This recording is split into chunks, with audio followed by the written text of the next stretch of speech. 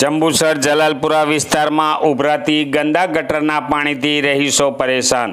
Ward number 3 જલાલપુરા વિસ્તારમાં ઉભરાતી ગટરનો સિલસિલો યથાવત। જલાલપુરા ભાથુજી મહારાજ મંદિર પાસે રોડ ઉપર ગંદા પાણીના ગટરના પાણી વહે છે।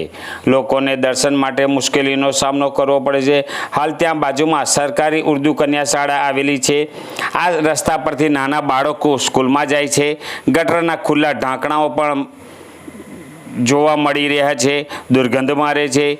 ત્યાં રહીશો દ્વારા વારંવાર જંબુસર નગરપાલિકામાં લેખિત તેમજ મૌખિક રજૂઆતો પણ કરવામાં આવી છે, પરંતુ પાલિકાના અધિકારીઓનો પેટનું પાણી હાલતું નથી।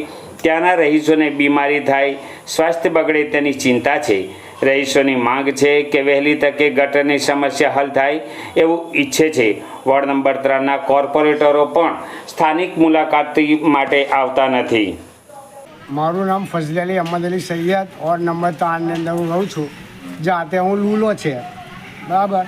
હવે એની અંદર એવું છે કે જવા આવવાના રસ્તાની અંદર પાણી ગટેરની એટલું નીકળે કે જેનો કોઈ હિસાબ જ નથી ને। પાણીનું જે બોરિંગ ચાલુ થાય તે 6-7 કલાક સુધી બોરિંગ ચાલુ રાખે ને અમે કહેવા જઈએ તો અમે બીજી વાત થઈ જાય।